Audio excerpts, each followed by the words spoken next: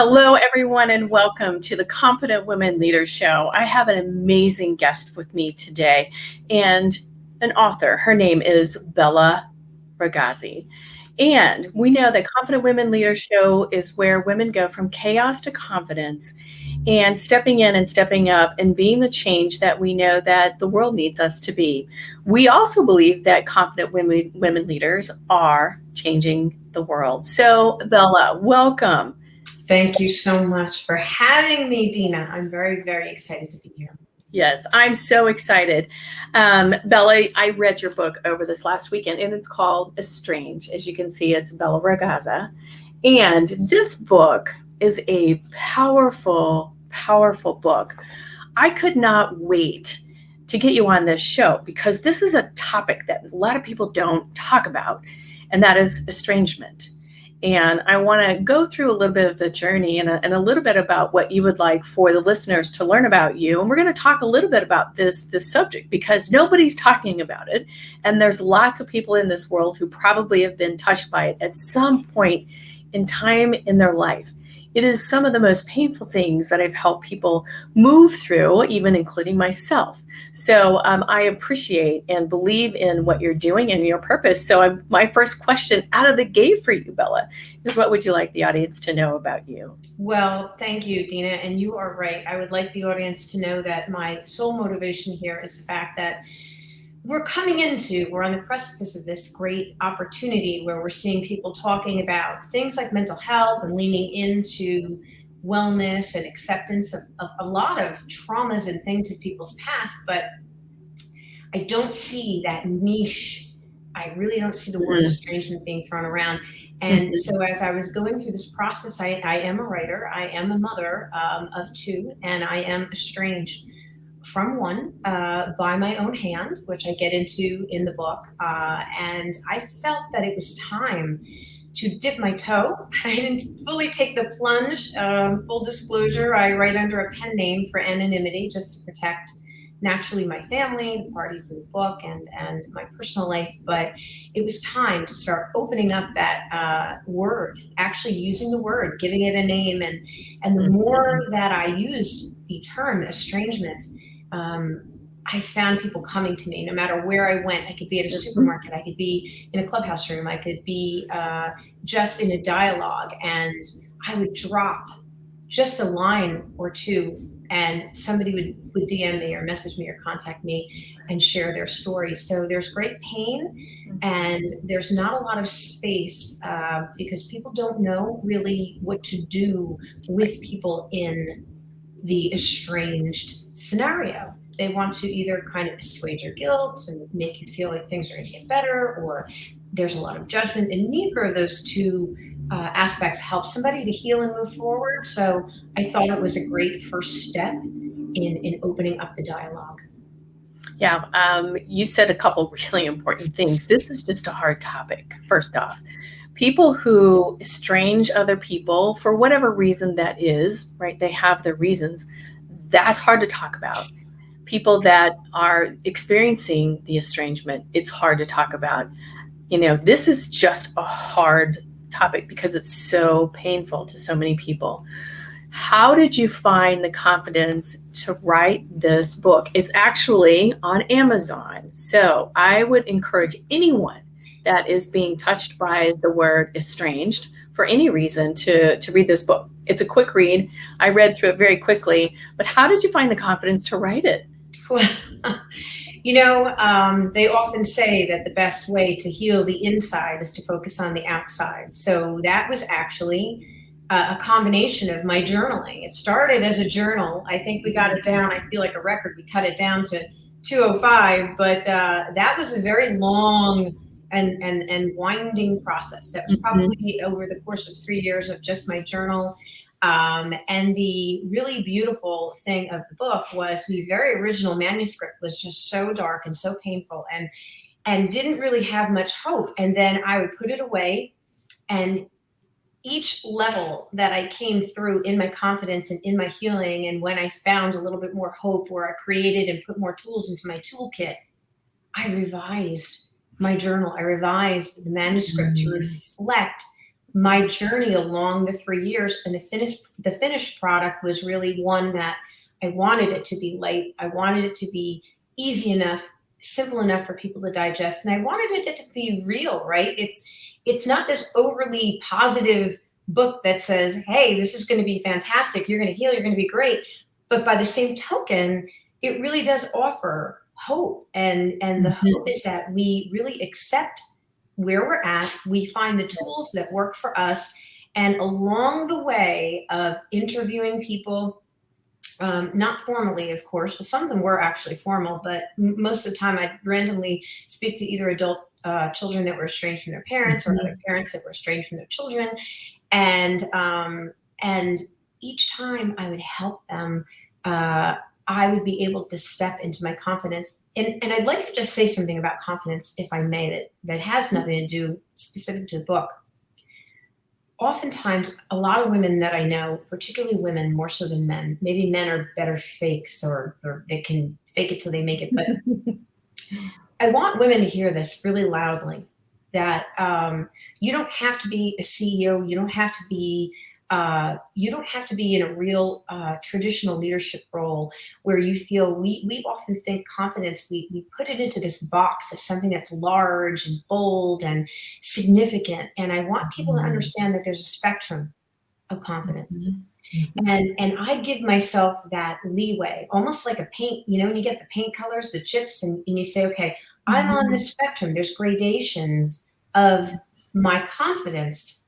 Because when you have something like this, it doesn't matter how successful I could be at work or how wonderful people think I am in a social setting. I know inside that I have this quote unquote failure. So we learn to reframe our failures as part of our life curriculum and our journey. There was something there for me to learn. So as we're learning to reframe, we remind ourselves that we're really on this gradation, this spectrum. And so as long as we're within this window, this range, we don't always have to have a great day. We are going to have emotional setbacks. We are going to still face new triggers, and Mhm. so I want people to understand stepping Mhm. into your confidence isn't always one big bold move.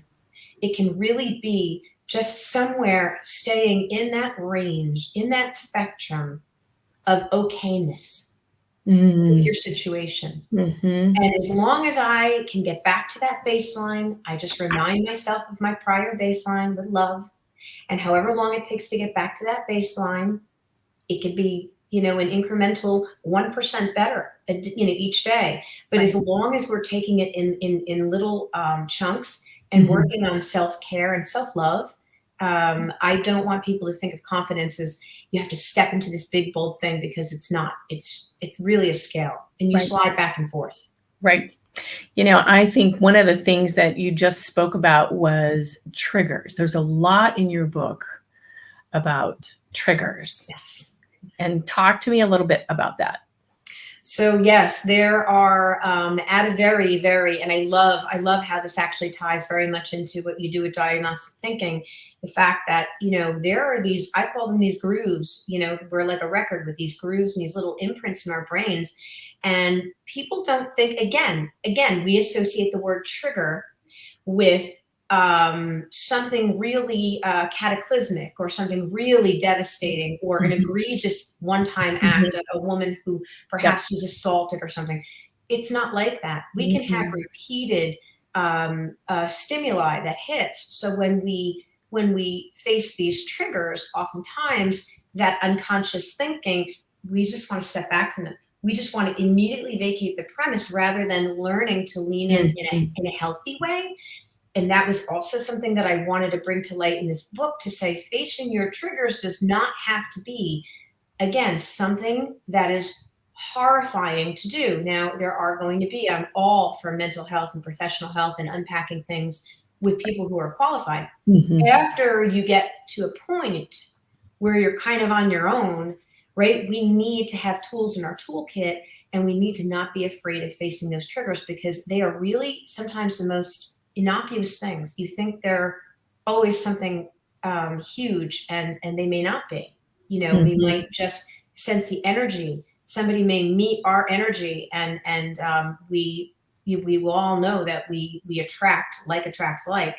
So oftentimes that trigger, is really something that we're attracting because we're meant and destined to push through that and really lean into the trigger. And I believe that true healing is being in the presence of my trigger and being like that discharged battery, right? Mm-hmm. I'm not hooked. I emit nothing. And that to me is when I'm really healed. Really healed. So for the people who do have hard stops in place in estrangement, and I understand that sometimes it has to be that way, but my goal was to be able to be in the presence of my own triggers, or think of my own triggers if maybe they're past or gone or not in my sphere of plane of existence anymore, and really be with them and know that I feel nothing. I'm not moved. Yes. And that's a powerful space to come into. And I want to go back to, how do you define estrangement? Because that could be different things to different people. Yes. So I would like to just spend a moment on what your definition is of estrangement. We all think we have that. And so I just want listeners to kind of hear how you define it. Sure.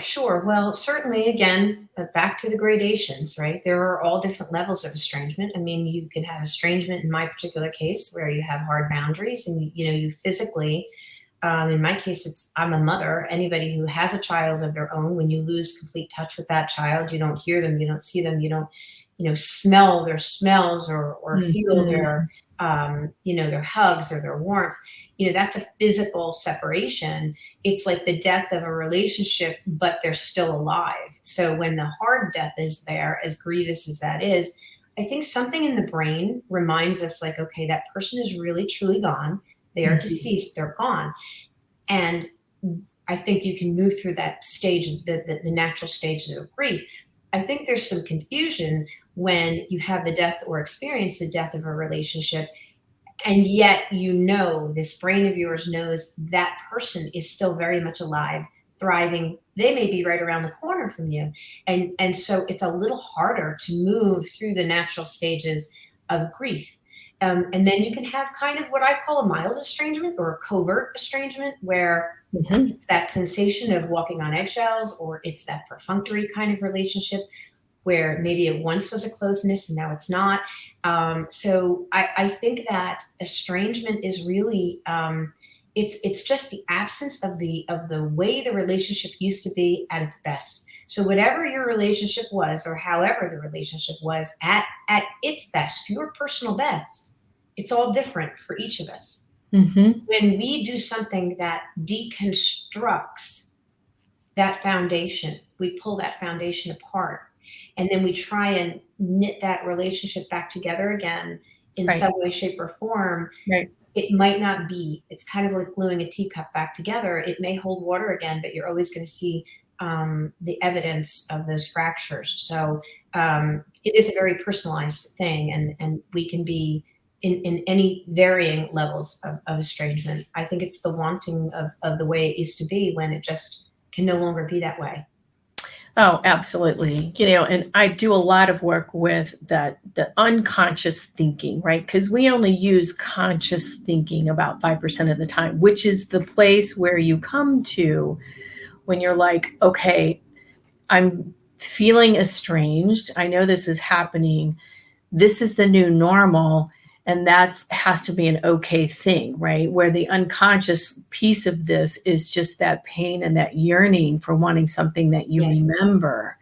And that is such a hard place for people to move out of. And I think this is so valuable in this book, how it kind of talks about, the way you kind of step in, you step out, you step in, you step out. And then finally, it kind of comes into this consciousness of, this person needs this for a reason. Right? I'm a piece of this, but at the same time, I see the need, and to love them, regardless of who that is, the same way almost allows you to have the freedom to continue to develop yourself and to allow that relationship to be what it is, right? Yes. It's that new normal. So if you were going to give, and this is for men and women too. So I know there's men out there that have been estranged too. So it's absolutely. I've been just not a women thing. that So, have said, I haven't seen my daughter or my son in 5 years, and like I said, it doesn't have to just be parental estrangement. It can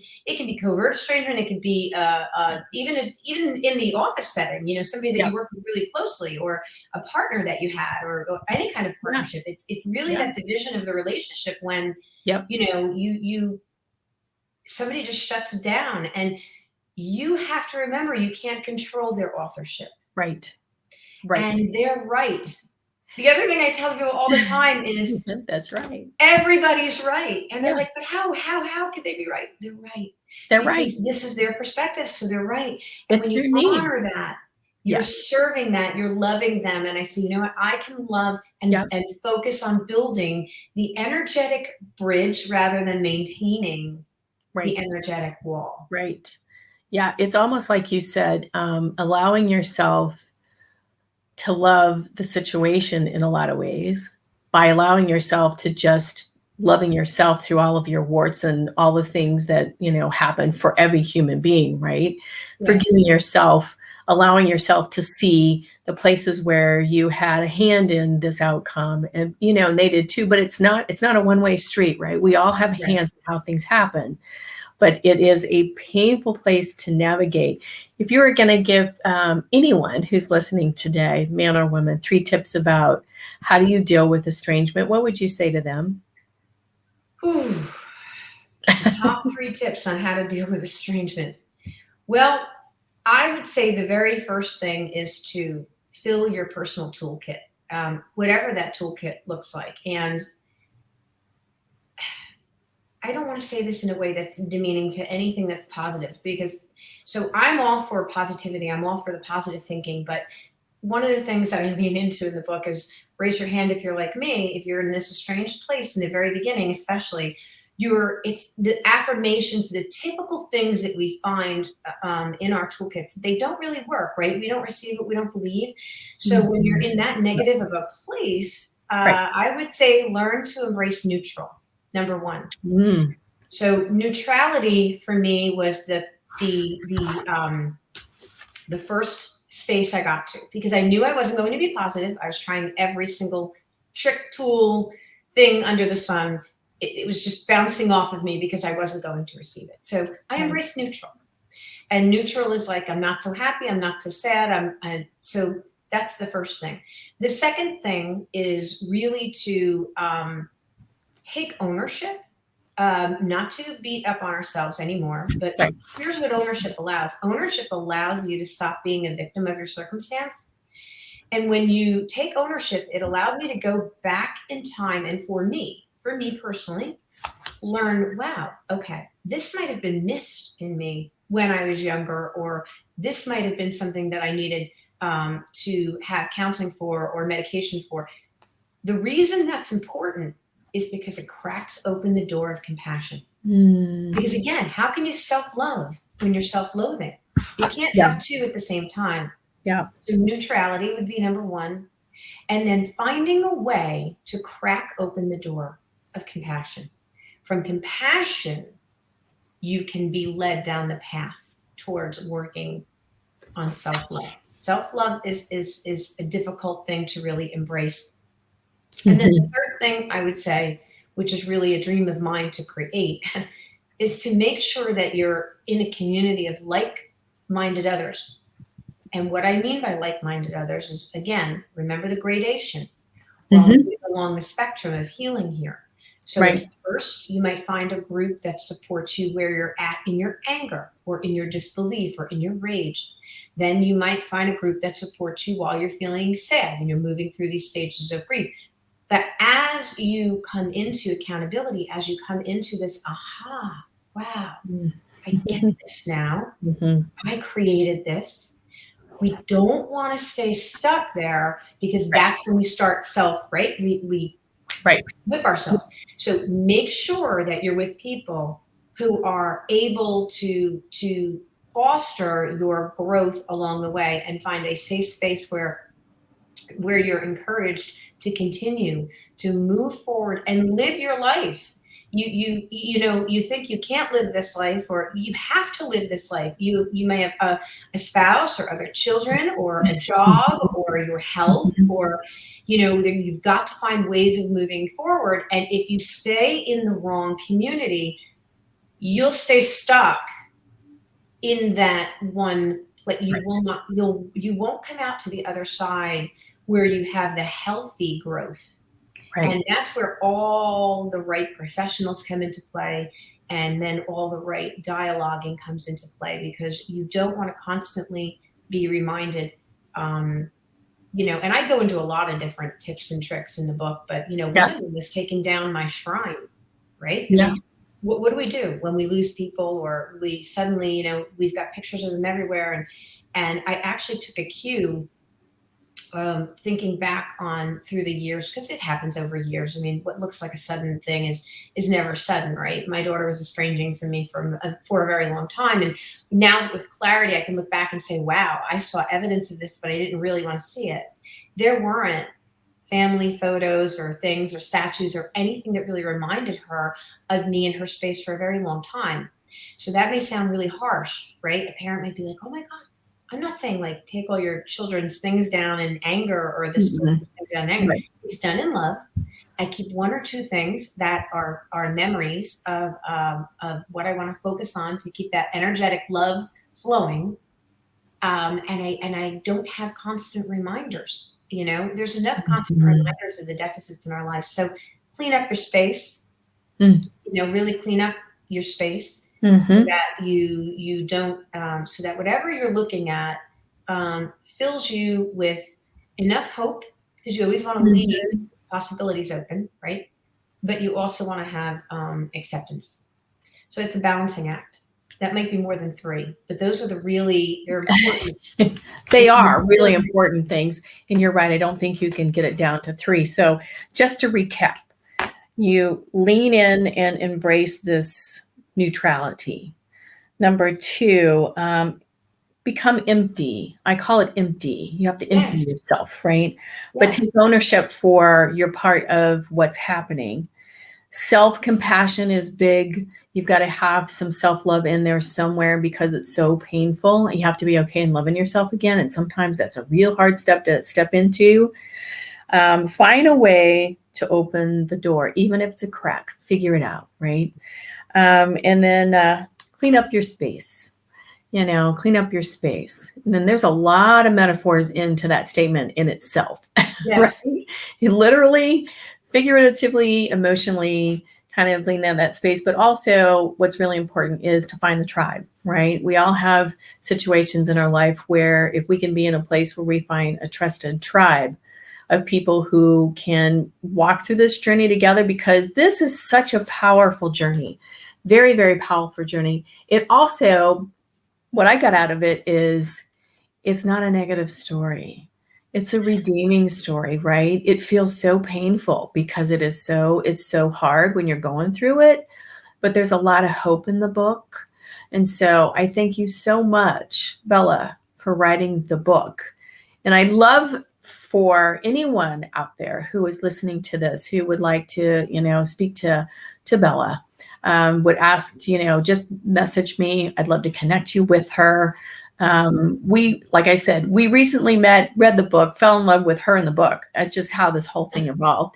But it's such a powerful message, because people need to hear this. This is happening around the world. We've got so many things going on that people don't talk about. And this is a really, hot topic. But if you had to go back and do it all over again, what would you tell your younger self? What would I tell my younger self? I would tell my younger self that it's okay to not be okay. I know today's generation, they're doing a better job of that, and I'm thankful. But anybody that's of my demographic, I say, I always talk about the greatest generation, my generation. We were raised by them, and being not okay was not okay. So we didn't get the help we needed and the care we needed. If I could dial back time for myself, for my mother, for my grandmother, I would say, be okay in admitting you're not okay, and addressing that. And And it is the difference maker. It is the Yes. difference maker. It's Yes. okay to not be okay. Right. And you can still love people that have chosen to walk out of your life. It doesn't mean Absolutely. You it's have over. to love them. Right. You have to love them. You Right. have to in order for you to love you again, You you gotta have to love love them. them. And Right. I'll go so far as to say this, and look, do I love the position I'm in? No. Would I give anything to go back and do it all over again and be a different Absolutely. me? You bet. Absolutely. But Yep. maybe had I taken the stand that my own child did, I wouldn't have been in the situation I was. So Right. learn to appreciate why they're doing what they're doing. Right. Try and see life through their eyes. Right. And you will come to an understanding of saying, wow, Mhm. I don't judge her. I'm not angry at her. I'm Right. actually proud that she's putting herself first. And I love her so much that if I'm her trigger and she needs to heal without me, that's my chance to parent better now. Right. That's that agape love. That's that unconditional love. Powerful, powerful place to be. And the person that has to make that decision for themselves, how painful is that for them, right? So if they need that, that's the way to step into that, right? So it's always, like you said, I think is so important, Bella, is that in order to continue to crack the door, we've got to work on ourselves and love with intent. And certainly would welcome anyone to please, if you're feeling estranged or feeling like you need to estrange somebody, you may be that person, or you're a receiver of somebody who's decided to estrange you from your personal life. Yes. Please. The book is called Estranged by Bella Ragazza. Thank you for today, for being on the Confident Women Leader Show. And thank you for being a confident Bella, to give us the words that the world needs to hear from you. And that's around how do we deal with this painful issue that we have. So thank you for that. I wish you well. And I know we'll continue our conversation. So absolutely. Thank you so much, Dina. All right. Thank you for having me. Have a wonderful day. Thank you. Bye, everybody. Bella. Bye-bye.